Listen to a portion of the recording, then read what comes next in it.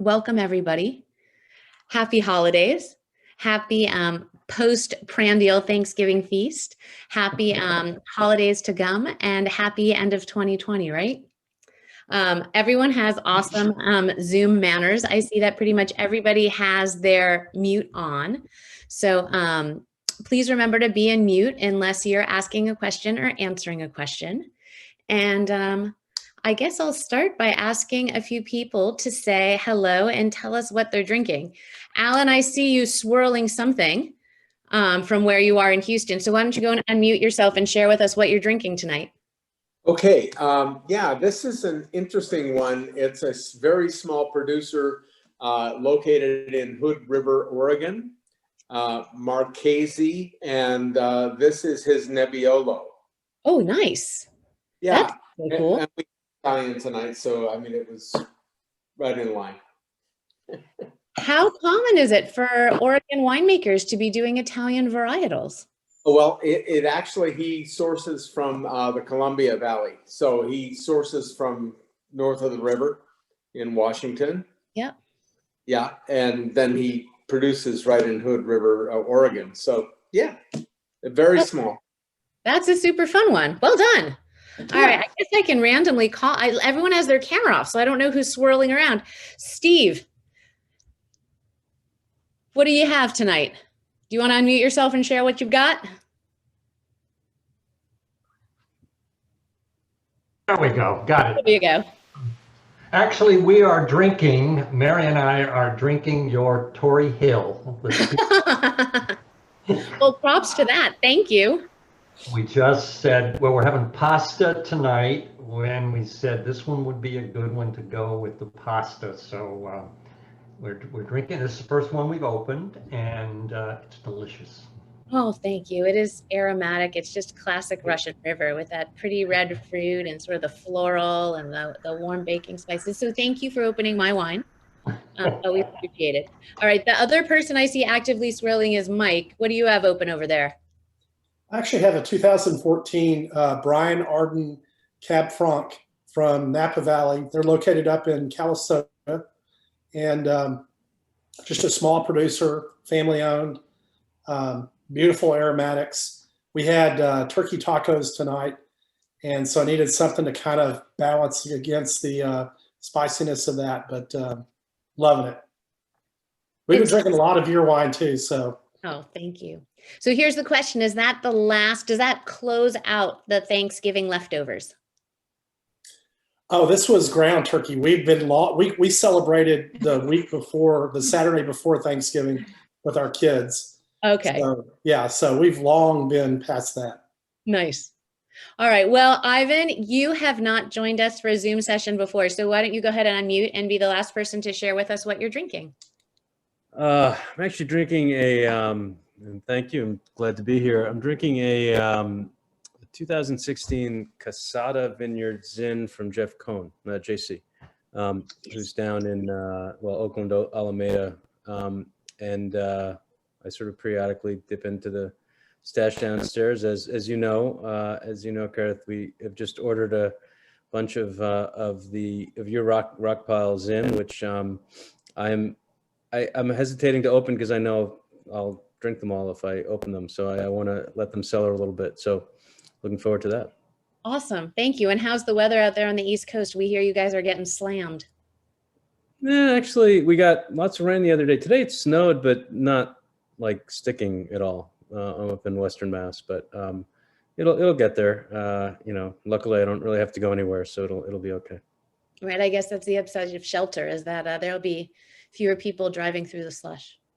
Well, I know you guys are not here today to hear me talk, and I'm delighted to welcome Christy Thomas, who is the Business Development Manager at Tonnelleries Vicard Generation 7. She is a woman after my own heart. She is rigorous and academic and data-driven. She spent her entire life in retail, or her entire life in sales. She started in retail, and then in 2003, she moved over to the wine business. So she's been working in the wine industry for a very long time. She started in cork sales until she was pilfered by a barrel company in 2008. She did so well that she was then pilfered again to work with Vicard, and she's been with Vicard since 2013. What she really loves about working with the Vicard G7 barrels is that their proprietary toasting process is based on data, science, rigor, measurement, and all kinds of quantitative analysis, which makes it really special and really, really fun for me to work with her. Of course, her job is selling barrels all over the United States to winemakers. She also works with winemaking teams in Australia, which puts her in the enviable position where she works very hard, of course, traveling the globe, tasting wine out of barrel for all of these different winemakers, jet setting around, but someone's got to do the hard work. And I know she is very much looking forward to a vaccine and the end of COVID so she can get back on the road and she can be tasting wine again and join us in person as being part of all of our winemaking teams. So without further ado, I'm going to hand things over to Christy, who is going to launch into everything you wanted to know about oak barrels. Thank you, Christy. Thank you. So good evening, everybody. It's a pleasure for me to talk to you tonight about oak. My partner, Chris Loxton, and I live on a winery property in Sonoma. And sometimes I'm down in the tasting room, and it's always exciting for me to be able to talk to the consumer about why oak barrels matter and how they can affect wine and what the choices of winemakers, the choice winemakers make can affect the different wines that they make. And so I'm going to actually take it away from you guys looking at my face, and I'm going to do a short PowerPoint presentation. And there's going to be a couple of videos in it. I think it'd be easier if I moved through this and then people can ask questions at the end, if that's okay. So I'm going to move over to my share screen. And let's see, oops, nope, hang on. Okay, so are we looking at the right screen? Let's see, it says it started sharing. Double click to pulse. Oh, there you go, you're in. Okay, and I'm gonna mute myself.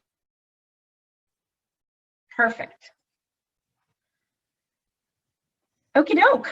So there's a lot to know about oak, and I'm gonna try to do this in a small amount of time.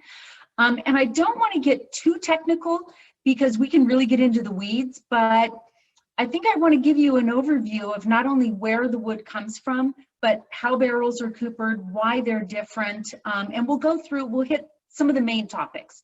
So today I want to talk to you about literally where the wood is coming from and how the trees are processed into staves, how they're made, the barrels are made, because there is a movement toward more technology rather than tradition and artisan coopering. Why do winemakers use different coopers? I mean, my goodness, why not just use the same barrel and make your life easy? Why do they come in different shapes, the size of the barrel, etc.? Wouldn't they all taste the same? But they don't. You can use French oak, Eastern European, Carcassonne from Russia, American oak, acacia oak. Even some people up in Oregon are experimenting with cherry wood. So what's the difference in these oaks and how can they affect the wine? We'll talk about the price of barrels because it is a major expense. And then what happens to wine aged in barrels? And finally, oh, I have expensive twice, sorry. But not all wine is aged in oak. And some wines today, because of price point, literally the winemaker can't afford to put them in a new barrel. And so there are oak alternatives that are used to try to contribute oak flavor without the cost of oak. So getting into the details, and it didn't go forward. Why isn't it going forward? Oops, hang on, sorry. Hoping that will go away in a minute. Okay, Kerith, can you still see the main screen? I've got a bar across the top. Yes, I see your main screen. Oh, there you go. Okay, great. For the next. Okay, so, all right, so French oak barrels, and today I'm mainly going to talk about French oak because that's what our cooperage specializes in. We make a little bit of American oak, but we really focus on French oak. And so back in 1566, literally that far back, the government of France, or at that time the monarchy, basically decided they wanted to control the forests of France. And so it took state ownership of all of these private properties. But in 1964, they founded the Office National de Forêt, which is a government organization that literally manages these forests today like farms, essentially.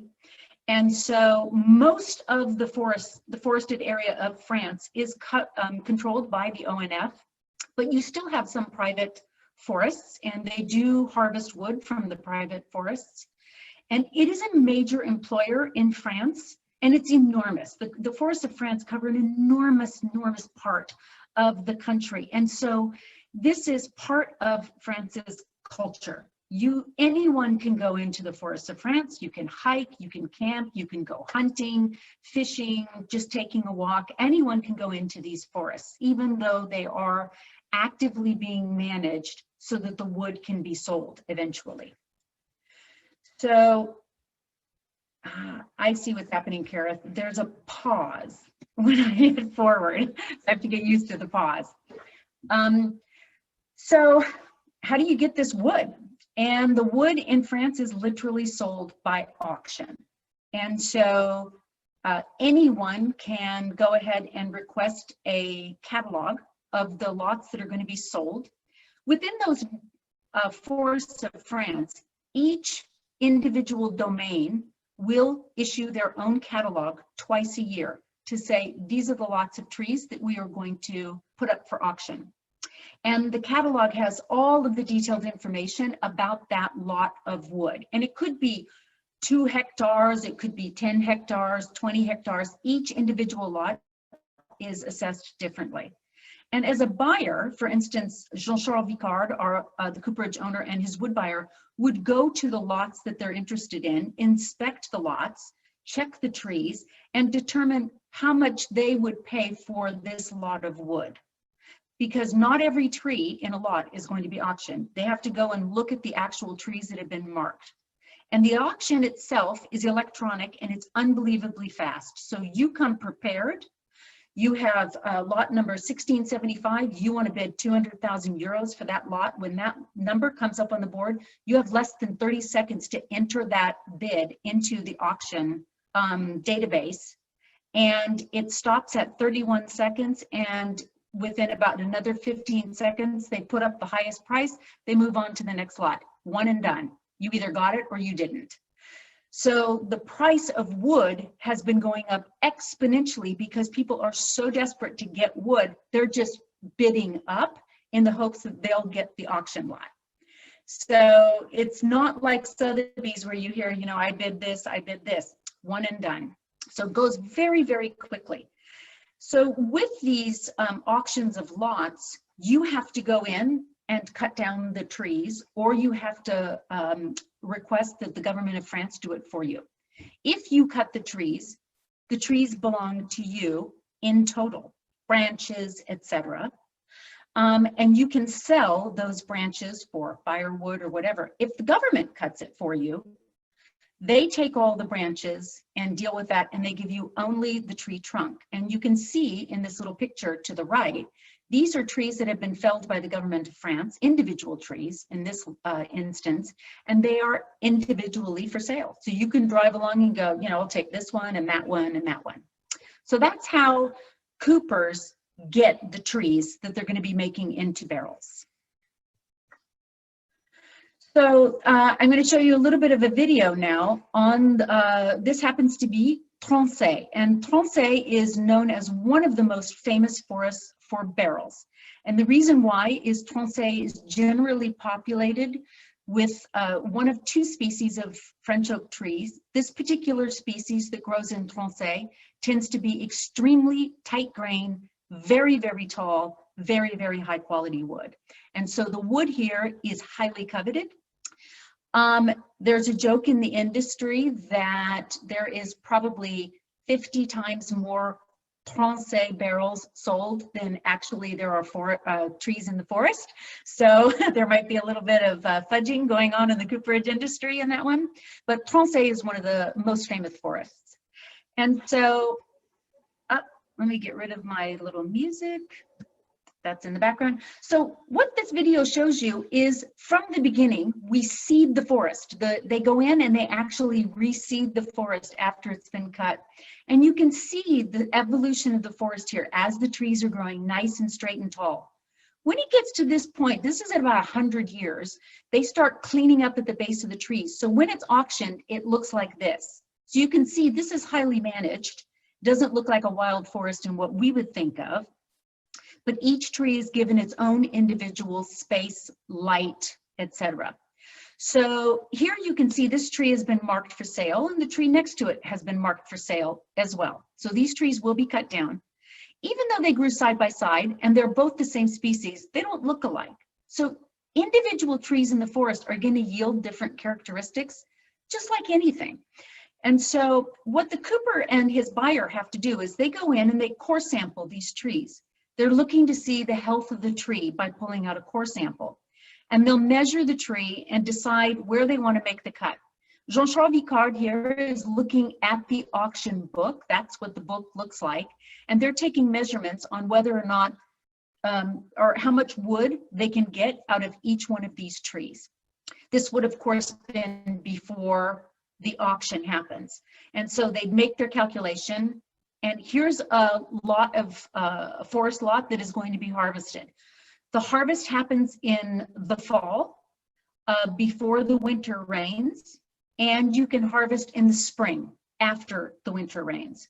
So this is highly skilled workers who know how to take care of these trees and not damage the other trees in the forest. And so you literally just drag the trees out and you've got a truck there ready to go to pick up the tree. At the point of cutting the trees down, each tree will be marked with 2 tags. One indicating it was sold by the ONF. I think I just lost my internet connection. Is it still showing? Yes, we're still seeing it. I see a tree with a tag.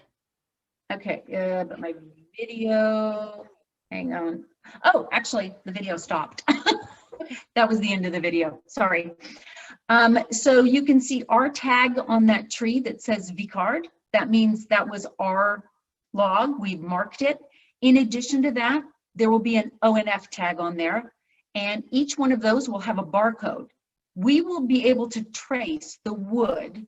Like if Kerith wants to find out where the wood came from in a barrel that she bought from me, we can literally trace it all the way back to the tree. So we get the trees, now we bring them to our stave mill. Most large cooper groups or large individual cooperages own their own stave mills, but not everybody. So it is an incredible investment to own a stave mill. The group I work for, Vicard, we own 2 stave mills, actually. So this video will show you a little bit on how they process the wood. Let me take off the music. So you can see all these logs on the left-hand side. We keep the logs wet at all times until we're ready to process the individual trees. So this is Jean-Charles Vicard, and you can see the 2 tags on each one of these trees. And of course, you've got different diameters and sizes of these trees. So we're ready to start making staves out of this. So the tracing process begins at that point. It's very difficult to work with a tree that's that long. And so the trees have to be cut into smaller sections that are just slightly longer than a barrel stave. And that's the beginning of the process of working with the wood. So the heart of a tree, of a French oak tree, is not always in the middle. It depends on where the light and water is coming from.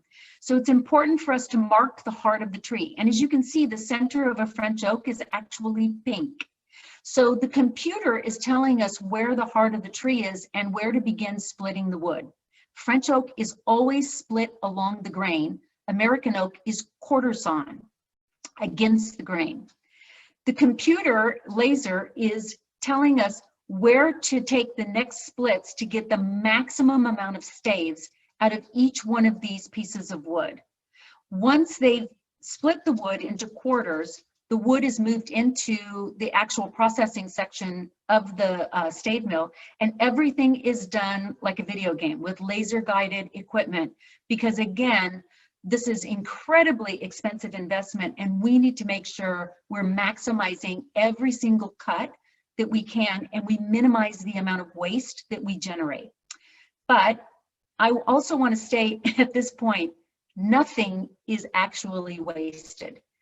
All sawdust, all little tiny bits and chips and things like that are ground up at a special facility that Jean-Charles created, and we make wood pellets. And the wood pellets actually heat all the buildings, as well as provide the material for the fires when we're toasting the barrels.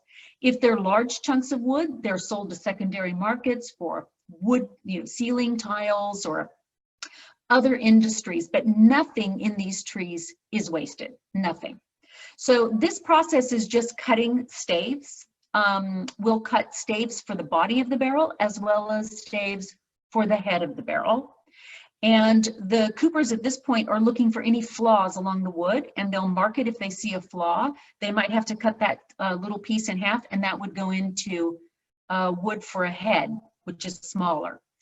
And so once it goes down here, they're going to start sorting the wood, the first sort for grain selection. And this is done by eye. And so this entire pallet of wood would be of 1 grain. And we use medium, fine, and extra fine as our criteria. So that's how you get to the point where you have staves. And when you think about the processing of this and the waste, this is why French oak is so expensive. So with French oak, as you can see on the upper left, that's about the maximum amount of staves you can get out of a tree. And if you look right in here, this is all the waste in between each one of those staves. So you've got a tree that's 175 to 200 years old when it's felled.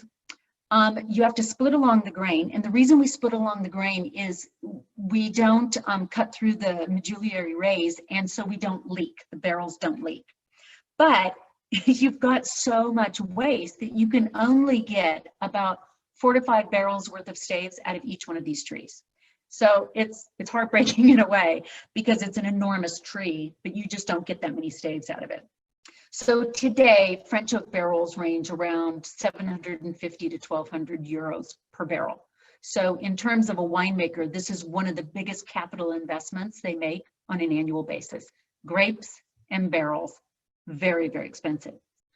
On the other side of that, you have American oak. Now, American oak trees are cut at 50 to 75 years, and you cut against the grain and you maximize everything. And so most of the tree can be made into staves.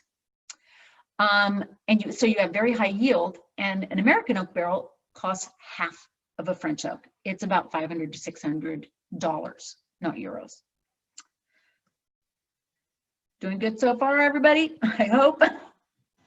So I do want to quickly talk about the impact of environmental changes on the forest of France. The forest is changing. So, and this was really interesting. When I was at the cooperage in June last year, I was talking to the wood buyer, and he explained this to me, and it just, once I got what he was saying, it was kind of like one of those aha moments. So if you look at pre-1980, we were harvesting these trees at 180 to 200 years old. And the ONF would go into these forest lots once every 50 years. And so you had these trees that were just allowed to grow on their own, very, very tall trees, incredibly tall. And so in between the heart and the bark, you had in general 65 cubic meters of wood. Now in 2019, the trees are smaller. And the reason for that is the ONF is going in and they're cleaning up at the base of these trees every 15 to 20 years. They're trying to get the trees to grow faster The environment is changing. It's hotter, there's less water, and so the trees aren't as big. But the size of the heart and the size of the bark does not change. And so you just have a smaller amount of usable wood in the trees that we're harvesting today than from 30 years ago. And so we have to buy more trees now to get the same amount of wood that we would have needed 30 years ago. And so once the staves are cut, they go to our wood yard. And in Cognac, where the cooperage is located, we literally have 24 million euros worth of staves sitting in the yard, in the open air, drying. Because French oak needs to dry for at least 20 months, preferably up to 30 or 36 months, in order to extract the bitter tannins. And so it literally sits there in the sun, the wind, the heat, the snow, for at least 2 years before we can actually use this wood. And if you look up here in the right-hand or the left-hand corner, see how those staves up there are kind of beige? Those are brand new staves coming in.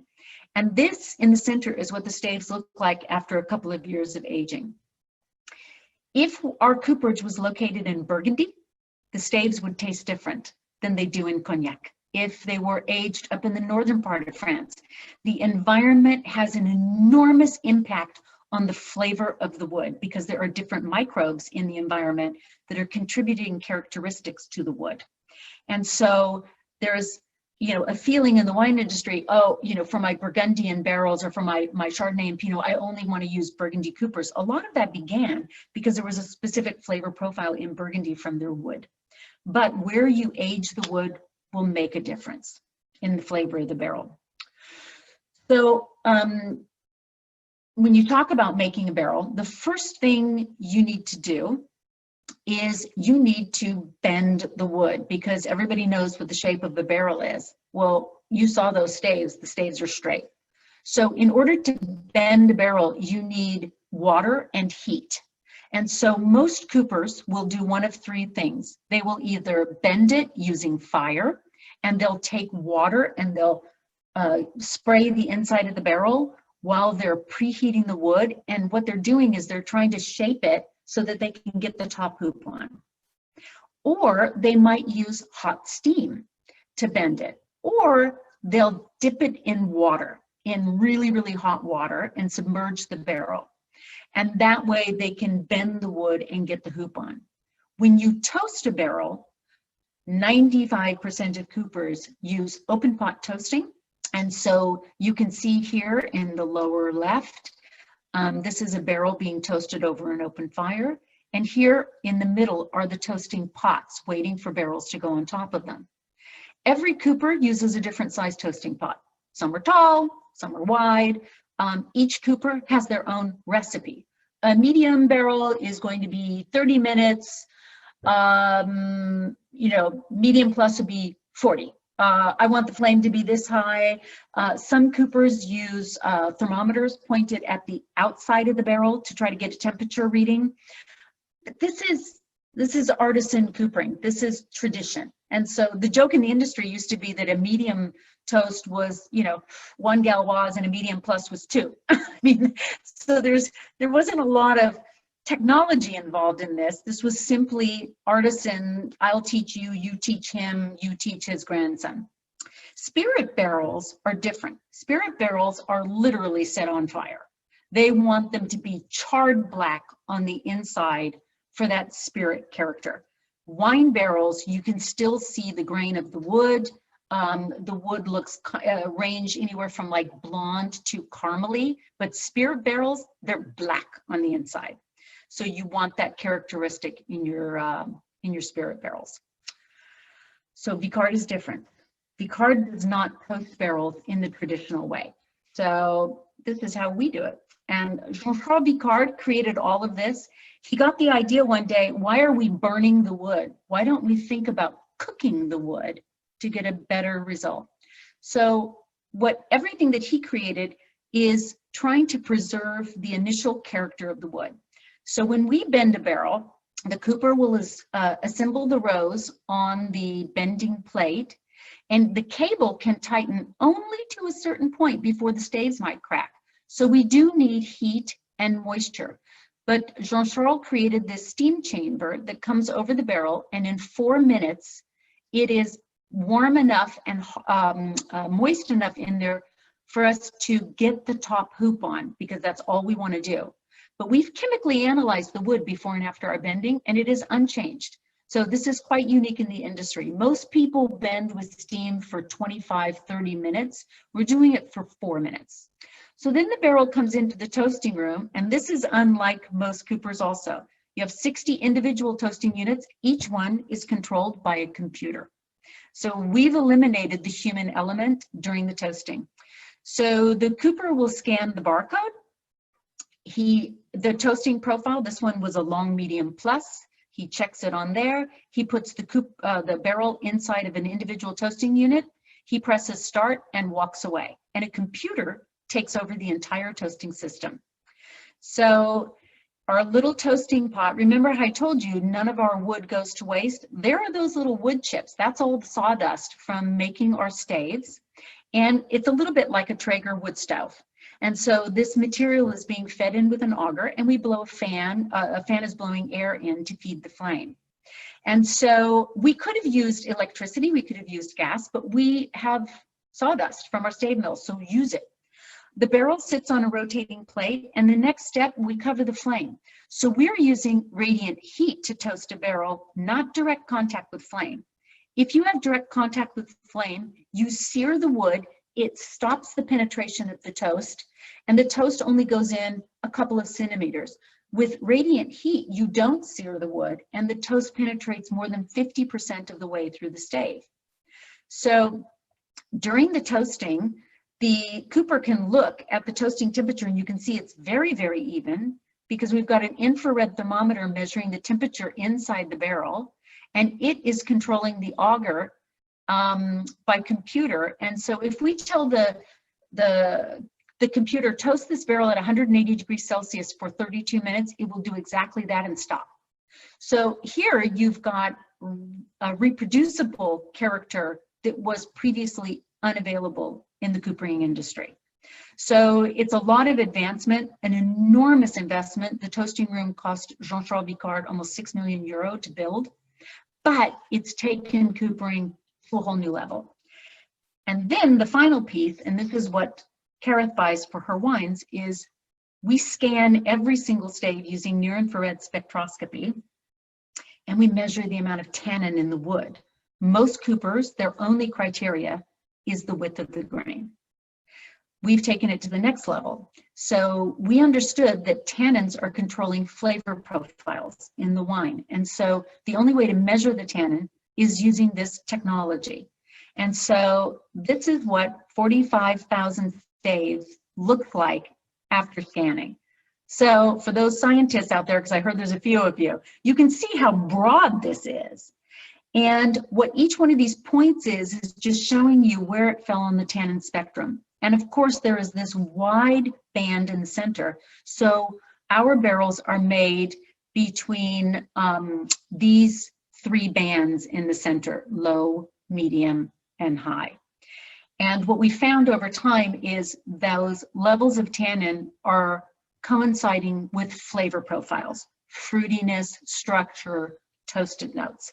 And so when I work with Kerith, we're working on Pinot and Chardonnay, and we can dial in flavor profiles for her that are precise and reproducible. So if she likes a flavor profile and says, I really like that character in my wine, we can give her the same barrel next year and it will be the same flavor profile, because it's all been done with technology.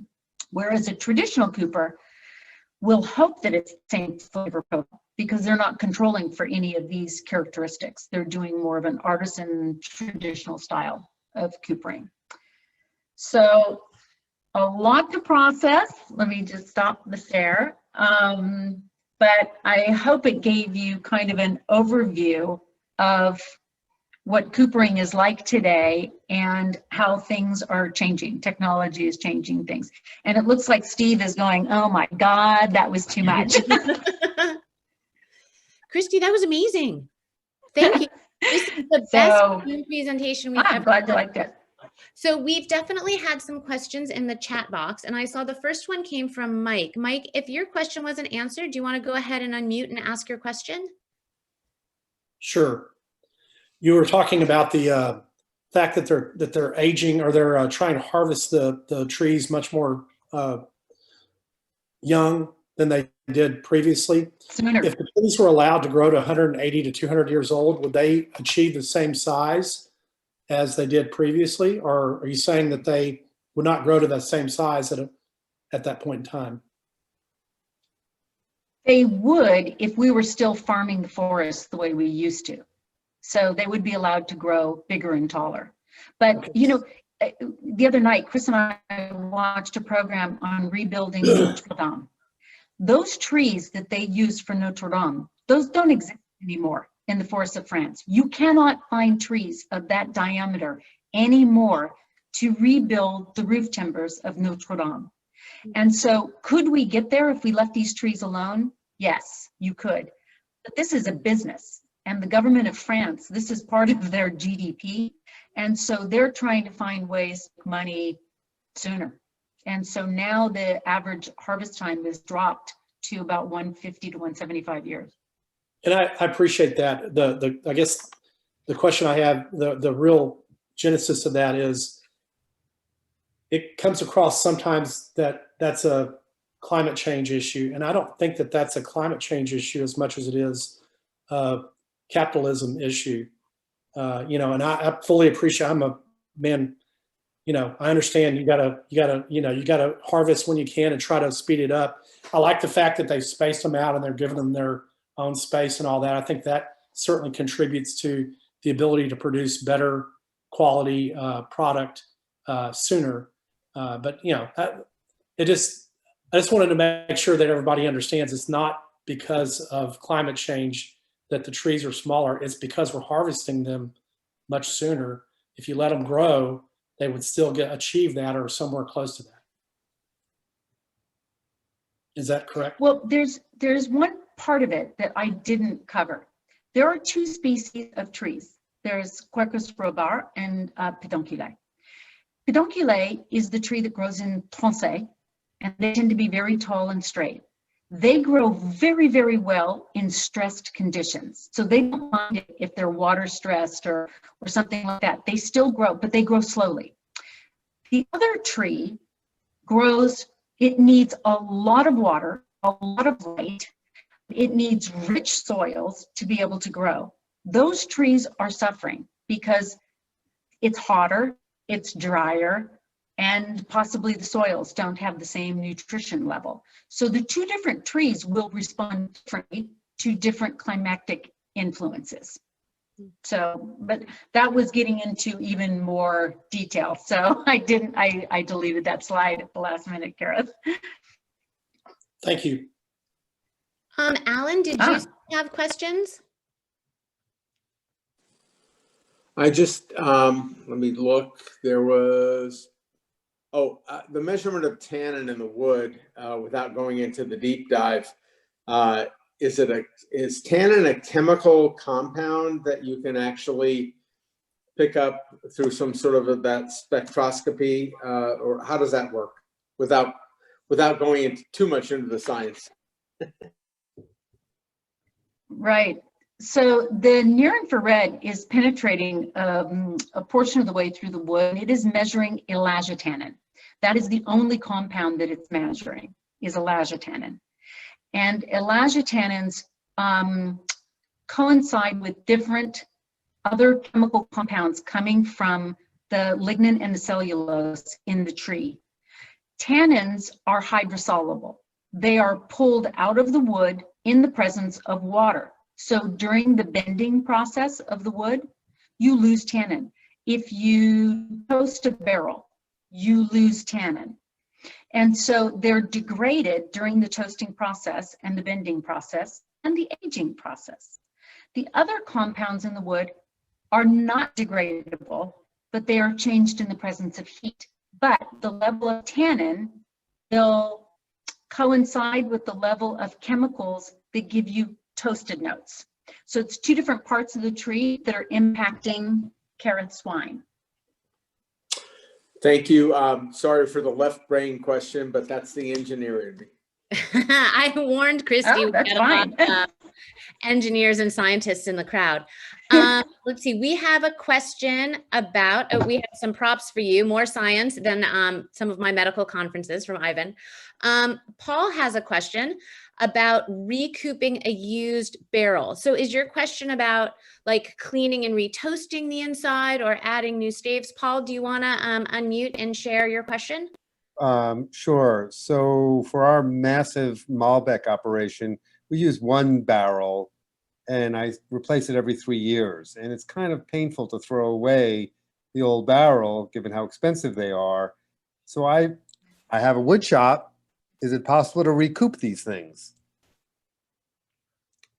Christy, that's on you. You would be better off buying. Yeah, no, so I mentioned earlier in the beginning that not every wine sees a new barrel. And some of that is preference, you know, how much new oak you want to put on your wine.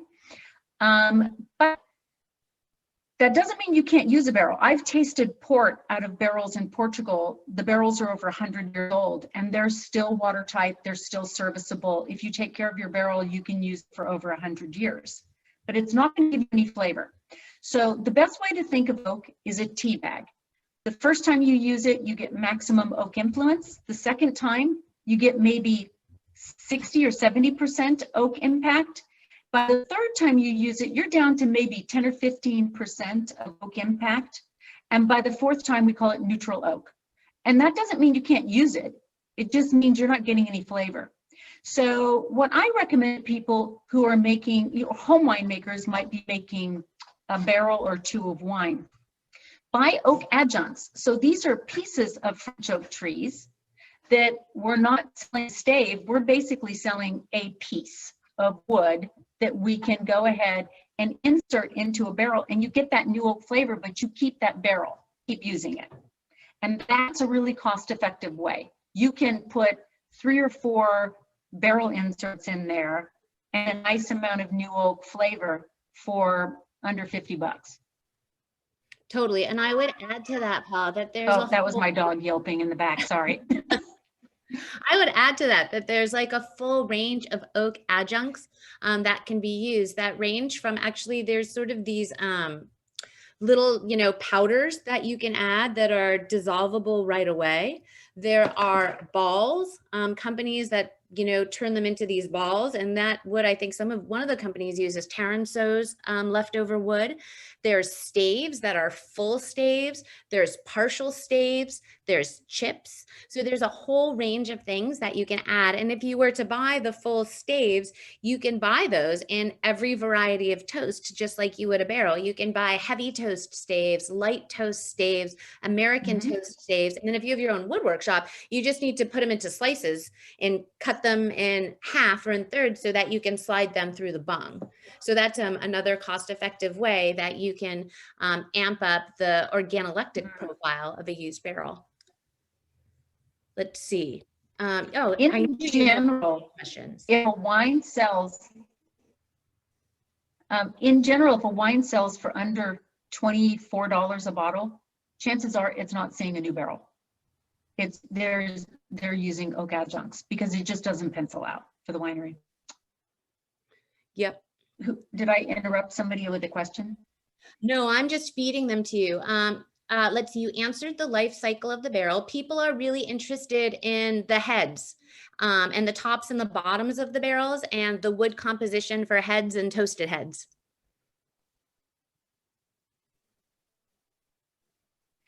Okay, so the heads are the same as the barrel staves.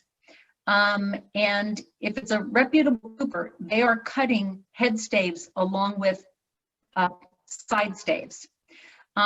When you are making a barrel, you will have leftover wood as you're making your staves. And so generally those shorter pieces are designated for head wood, and a good cooper like Vicard will age the head wood as long as the stave would. So you have enough wood in our wood yard to make 4,000 barrels a year. We have enough head wood to make 80,000 heads because we need to make 2 heads.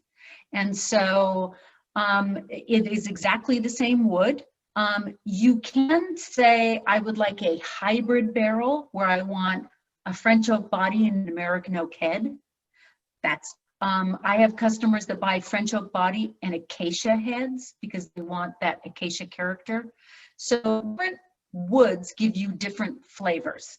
American oak has very little tannin, very little structure. It has an enormous amount of lactones that give you that toasted marshmallow character. So that's really desirable in spirits and a lot of wines. Silver oak cab, 100% American oak barrels. That is a stylistic preference that they made years ago, that they wanted to make their wine in that style. Penfolds Grange, one of the most expensive wines in the world coming out of Australia, 100% American oak barrels. So it's not so much the cost that drives that decision on American oak. Sometimes it's a flavor profile. But yes, to go back to the original, the heads are, if it's a French oak barrel, it's a French oak head, both heads. And toasted heads were originally done years and years ago because heads weren't aged as long as stave wood was. And so if you didn't toast the heads, you might get some green, bitter characters in the wine. So they would do a light toast on the heads to kind of mitigate some of that short aging, cover it up, as it were. Now most coopers age their redwood alongside the stave wood, and so you don't need toasted heads anymore. I have one customer in all the barrels that I sell that buys toasted heads today. Most don't buy them anymore. That's a great segue into Roxanne's question, who is asking if there's ever a case where people want to use untoasted oak for a more raw flavor. Right, Roxanne, was that your question? Did I get it?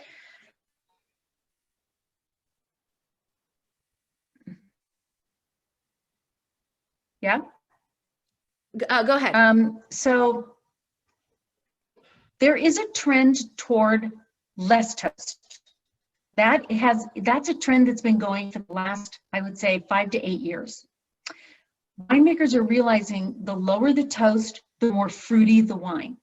And it's giving them more vineyard varietal expression.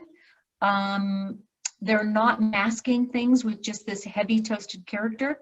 And the more you toast a barrel, the drier it can get in your wine. So it can give you this residual dryness on your palate. Sometimes feeling like you bit into a banana and you've got a green banana and you've got that tannin character in your mouth.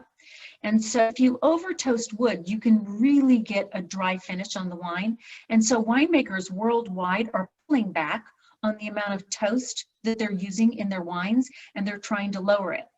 Using untoasted heads is definitely something that is done because it gives you a fresh character in the wine. But an entirely untoasted barrel and heads, I don't know if anybody is doing it. I'm sure somebody has done it. I'm sure they have. But I don't know if anybody that does. That's amazing. All right, I'm just gonna, let's see. I saw somebody ask a question about Silver Oak's cooperage. Yes. Yes, Silver Oak still owns a partnership in a cooperage for their American barrels, but they also buy French oak barrels coopers. But that's just mainly for their main wine, the Silver Oak cab. And there's another because question. I happen to sell barrels in this year. About what? Port barrels, barrels for port. Well, the one thing that you never want to have in a port is a new oak barrel. It's never, ever a new oak barrel. So port barrels are the oldest barrels around. Yeah, I mean, if you go to Portugal, you never, ever see new oak, only on their dry young wines. So it's not a character that you want to have, although interestingly, so, and part of this is because port's fortified, so you add alcohol, but not all dessert wines are the same. So Terns, the sweet wines of France, use 100% new oak every year. So the most famous wine in the world, you can entirely brand new oak on the entire vintage every year. And they use a very toasty barrel to counteract the sweetness. But that is not a fortified wine, that's just a sweet dessert wine. So it really, it depends on the dessert wine if they're going to use new oak, but never. Christy, this has been the most detailed, informative, interesting, dynamic Zoom. I should have you here every time. I know we try to keep these at 45 minutes and we're already almost 10 minutes over. I hope I've answered everybody's questions. Well, Christy has, I shouldn't take credit. If you have a question that hasn't been answered, do you want to quickly unmute and shout it out and we'll let you all go? Yeah, oh, I see more questions. Okay, go ahead, Steve, and then Mike. How precise is the decision as to when to harvest the tree? And what goes into that decision? I know Kerith is worried about the grapes and looking at their status as it's time to harvest. Does that type of thing go on with the trees? Honestly, I can't answer that question. I'm not sure what goes into it. I know that part of the decision is based on the actual lot of wood that they're looking at, the proximity to other lots that are being harvested. But I wouldn't be able to answer that one with any confidence. Go ahead, Mike. Christy, do the yeast that the winemakers use have any, during the fermentation process, have any chemical reaction process or impact on the barrel? You know, in terms of how it ages? Well, not so much the kind of yeast, right? But you know, two shapes of barrels, main shapes, Burgundy and Bordeaux. And Burgundy has a larger, so it has a belly. And the reason for that belly is during white wine fermentation, you have the primary fermentation going on in the barrel, and the yeast will settle, the lees will settle in the belly of the barrel. So a Bordeaux barrel doesn't have that belly, so you don't have that kind of cradle for the lees to fall in. And so winemakers will stir the lees in suspension. So it does have an effect on the shape of the barrel, because you want to keep the lees in suspension. But I have customers that make white wine that use all Bordeaux barrels because they don't want to buy two different kinds of barrels because it changes the way the barrels sit in the racks. I have people making cab buying Burgundy barrels. So you don't have to do it, but that's the reason for the Burgundian shape is the lees. The kind of yeast they're using, I think that's more of a fermentation and flavor profile for the winemaker than whether or not it's going to extract different characters out of the French oak. Thank you. Yep. Well, everybody. Oh, yeah. Everyone's questions got answered. Awesome. Christy, again, thank you so much for being so generous of your time. I know we've asked you to talk for 47 minutes straight. Honestly, this was just tremendously fascinating for all of us. So thank you so much. I want to wish everybody the happiest of New Year's. And I look forward to seeing everyone in 2021. Cheers and Happy New Year's, everybody.